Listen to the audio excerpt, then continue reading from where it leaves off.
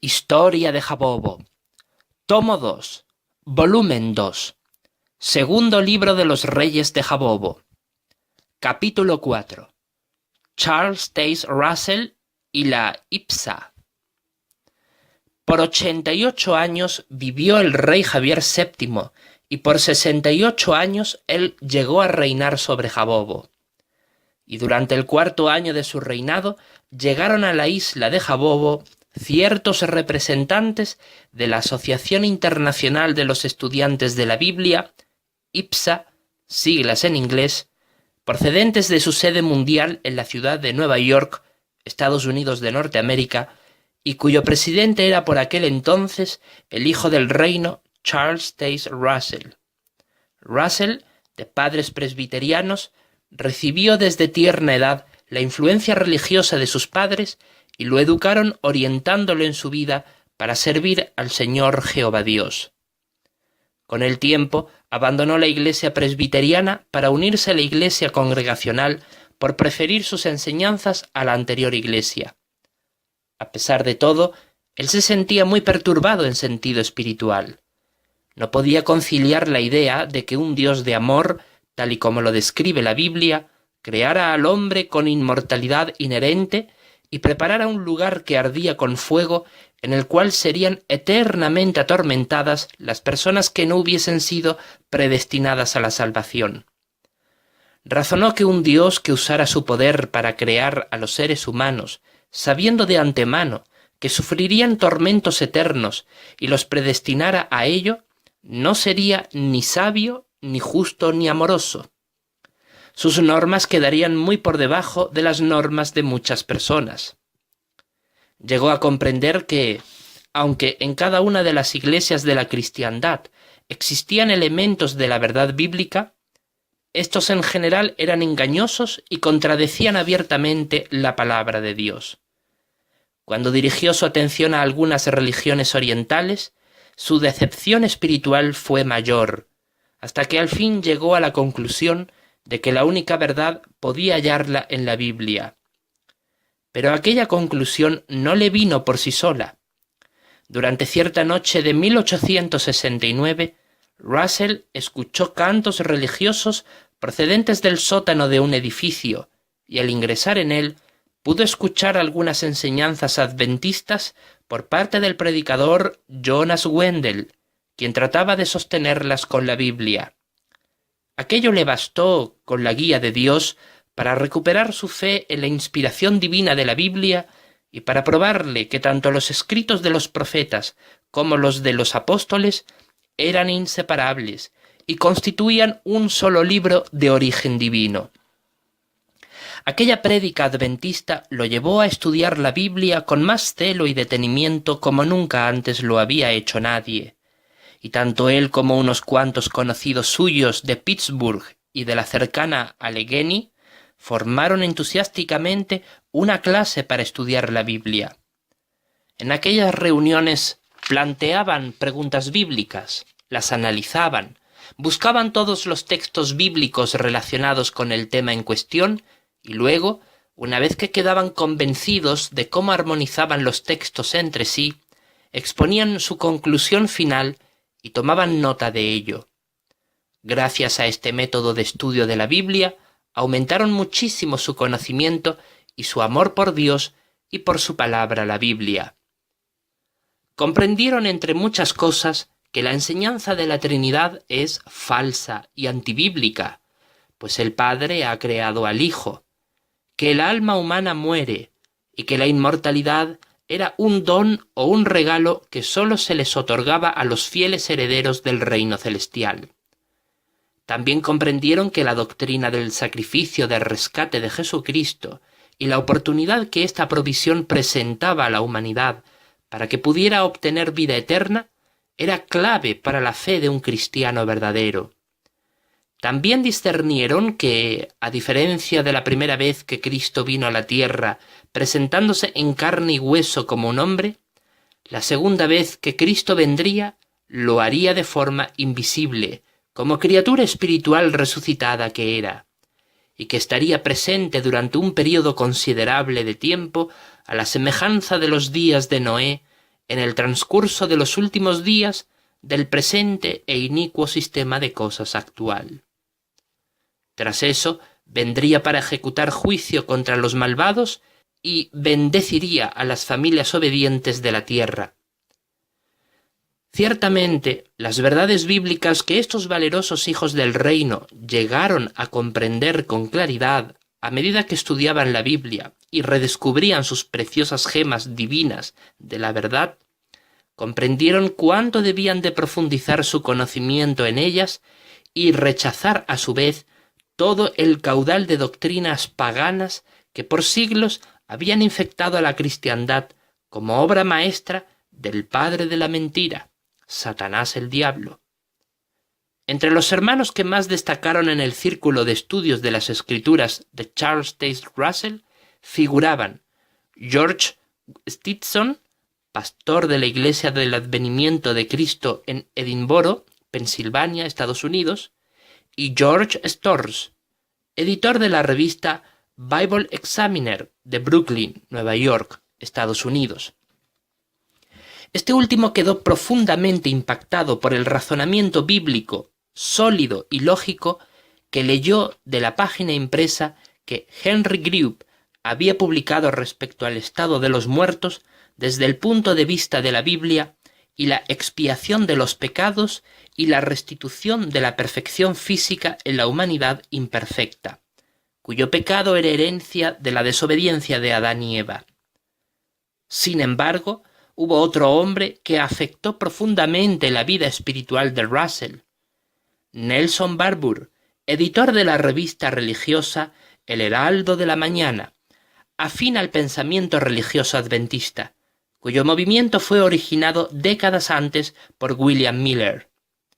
Como Barbour creía que la presencia de Cristo era invisible y que vendría para introducir el milenio tras ejecutar juicio contra los malvados, Russell se sintió impulsado a unirse a su grupo de estudio bíblico.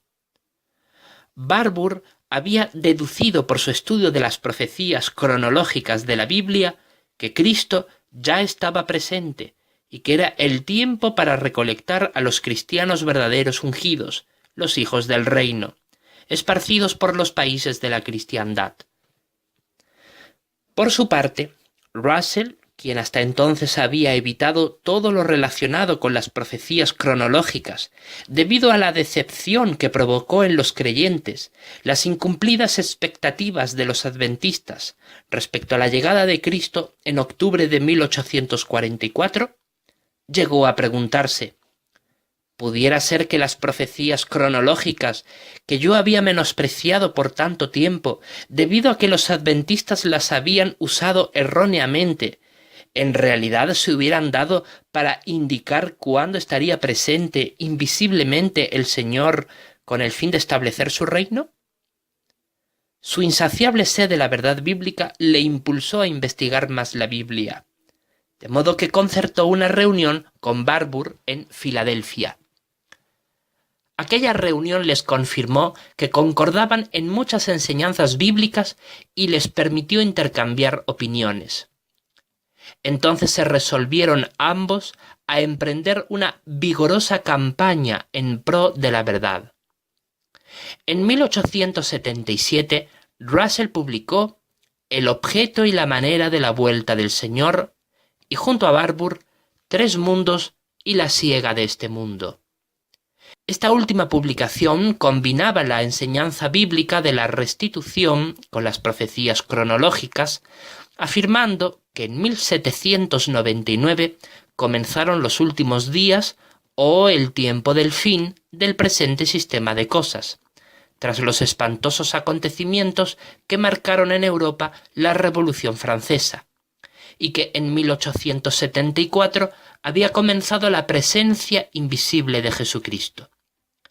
1914 era el año señalado por la profecía bíblica como el fin del mundo y de los tiempos señalados de las naciones, según dicha publicación de Russell. Además de publicar el folleto y el libro, Russell y Barbour decidieron reanudar la publicación de la revista El Heraldo de la Mañana, pues Barbour la había suspendido anteriormente por cancelación de suscripciones y falta de fondos. Russell apoyó económicamente la publicación de la nueva revista y fue miembro activo de la redacción de la revista. Sin embargo, en agosto de 1878, Barbour publicó en la revista un artículo que negaba el valor sustitutivo de la muerte de Cristo, lo que significaba rechazar la esencia doctrinal del rescate. Por esa razón, en el número de septiembre, Russell defendió la enseñanza del rescate con ardor y contradijo las declaraciones de Barbour en el artículo titulado La expiación. La controversia continuó en las páginas de la revista durante los siguientes meses. Finalmente, Russell decidió romper toda asociación con Barbour y dejó de apoyar económicamente la publicación de la revista El Heraldo de la Mañana. Además de esto, Russell creyó necesario defender vigorosamente la doctrina del rescate y proclamar la presencia de Cristo, en la cual creía que ya estaba presente. Por eso, en julio de 1879, comenzó a publicar la revista La Torre del Vigía de Sion y Heraldo de la Presencia de Cristo, conocida más comúnmente como La Atalaya. Russell era el redactor jefe y editor, y otras 5 personas colaboraban en la redacción. Se imprimieron 6.000 ejemplares en su primera edición. Para el año 1914, la impresión de La Atalaya ascendía a 50.000 ejemplares por cada número. Así, él y sus colaboradores se valieron de este medio, así como de discursos, folletos, libros y tratados para proclamar las valiosas verdades bíblicas, libres de las doctrinas paganas de la Trinidad y la inmortalidad del alma, las cuales deshonran a Dios y se arraigaron con firmeza en las iglesias de la cristiandad como resultado de tan extensa apostasía que se había prolongado por siglos. Ahora bien, el interés que despertó la revista a La Atalaya entre el público fue tan intenso que durante el transcurso de los siguientes meses a la impresión del primer número se multiplicó mucho la cantidad de lectores y simpatizantes, quienes a su vez difundían el mensaje que aprendían al leer la revista a sus conocidos y familiares. Los lectores de la revista comenzaron a autodenominarse como estudiantes de la Biblia, y los que se hallaban en Pittsburgh comenzaron a reunirse regularmente para analizar los artículos que leían de la Atalaya. En los números de mayo y junio de 1880, Russell anunció su deseo de visitar varias poblaciones de Pensilvania, Nueva Jersey, Massachusetts y Nueva York con el fin de visitar a los lectores regulares de la revista y estimularlos en sentido espiritual a que se reunieran con regularidad. Estos y otros viajes más sirvieron para visitar a los grupitos que esperaban pronto la formación de congregaciones o clases, como se les llamaba entonces, y fueron oficialmente reconocidas por Russell y sus colaboradores. Tanto en los lugares ya mencionados como en Ohio y Michigan, la cantidad de congregaciones ascendieron en aquel año a unas 30. La congregación de Pittsburgh se reunía 2 veces por semana. Escuchaban un discurso bíblico seguido de un análisis de un artículo de la revista en la que todos los concurrentes participaban con entusiásticos comentarios con la ayuda de la Biblia. Se prohibieron las colectas y se estimulaban las donaciones voluntarias. La celebración anual de la Cena del Señor, en recuerdo por la muerte en sacrificio de Cristo, sirvió de oportunidad para que los ungidos se reunieran en grandes grupos, asambleas, compartiendo la verdad bíblica y estrechando sus lazos de fraternidad entre sí. Con el tiempo, estos benditos hijos del reino comenzaron a reunirse regularmente como congregaciones debidamente establecidas y reconocidas por Russell y sus colaboradores. En dichas reuniones acostumbraban a efectuar bautismos cristianos, sumergiendo a los dedicados a Jehová completamente en agua. En 1894, Russell y sus colaboradores adoptaron una medida bíblica muy eficaz a fin de animar y fortalecer al creciente rebaño de estudiantes de la Biblia. Nombraron a ancianos de congregación para que sirvieran como superintendentes viajantes, peregrinos, que viajasen de congregación en congregación, fortaleciendo a los hermanos a permanecer firmes en la fe, edificándolos con la Biblia y con las instrucciones bíblicas que Russell y sus colaboradores emitían desde su oficina central, la Casa Bíblica, en el número 101 de la Quinta Avenida en Pittsburgh y más tarde en el número 44 de la Calle Federal en Allegheny, Pensilvania. Para ese tiempo en adelante, Russell comenzó a publicar 6 tomos titulados Estudios de las Escrituras, en los cuales exponían los resultados de su ardua y concienzuda investigación bíblica a lo largo de los años de su vida. A menudo, sus lectores se sentían impulsados a compartir con otros lo que aprendían al leer dichos libros y la revista La Atalaya.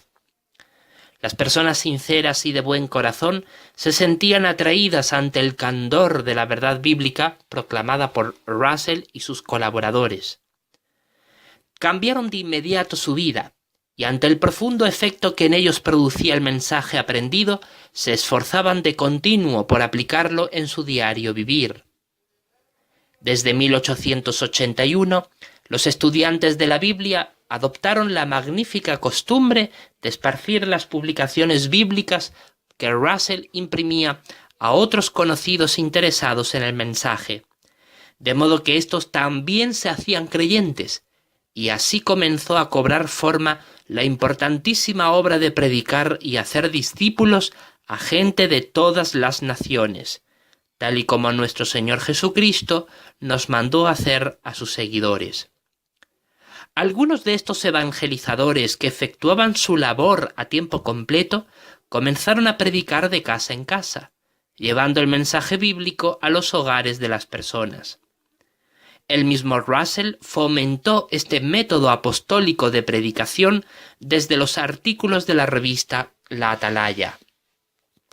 Con el tiempo, Russell y sus colaboradores sugirieron distribuir publicaciones bíblicas a quienes salían de las iglesias al concluir los servicios religiosos, a fin de hallar a más ovejas del Señor.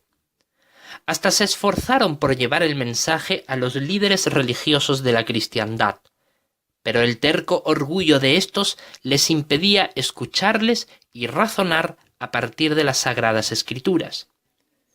Comprendiendo que era en vano tratar de reformar a la cristiandad, los hijos del reino se concentraron en llevar a cada persona individualmente el mensaje de la Biblia, a pesar de la oposición violenta de los líderes religiosos católicos y protestantes. Los folletos y tratados que distribuían los estudiantes de la Biblia denunciaban los errores religiosos de la cristiandad, cuyas doctrinas eran completamente antibíblicas. Muchos de corazón puro abandonaron a la cristiandad para unirse al grupo cada vez mayor de estudiantes de la Biblia dirigidos por Charles Taze Russell, lo que perjudicó significativamente los ingresos monetarios de muchas iglesias locales de la cristiandad. Estos hechos avivaron las llamas del odio de estos líderes religiosos falsos contra los hijos del reino.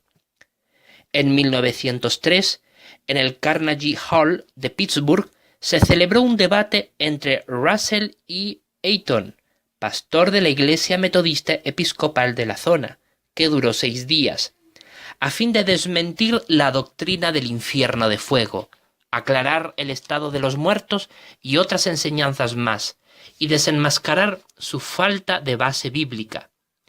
Eaton, como líder de una coalición de líderes protestantes, expuso sus claras intenciones de abochornar a Russell y ridiculizarlo ante el auditorio allí presente, tratando de hacer ver a la gente que Russell no tenía dominio alguno de la Biblia y que era un farsante e ignorante. Sin embargo, Russell presentó muy bien sus argumentos basados en la Biblia, y así demostró su gran capacidad como maestro de la palabra de Dios. Sin duda, dejó claro que las verdades bíblicas, lejos de ser misteriosas y confusas, eran cristalinas y fáciles de comprender para todos. Desde entonces, y ante el rotundo éxito de aquel debate, los colaboradores de Russell decidieron telegrafiar los sermones bíblicos de Russell a numerosos periódicos de algunas partes de Europa, África y Oceanía, así como de Estados Unidos y Canadá, a fin de divulgar aún más su mensaje. Esto dio un carácter internacional al movimiento religioso de los estudiantes de la Biblia. Entonces Russell quiso iniciar una nueva campaña de predicación a nivel mundial. Para ello envió en 1908 a Joseph Rutherford junto a otros representantes legales de la sociedad Watchtower Bible and Tract, legalizada desde el 15 de diciembre de 1884 en Pensilvania, Estados Unidos, a la ciudad de Nueva York, a fin de comprar un edificio que Russell ya había previsto en un viaje anterior que hizo hasta allí, para poder trasladar la casa bíblica a un lugar mucho más espacioso que pudiera dar cabida al monumental trabajo de llevar las buenas noticias de la Biblia al extranjero.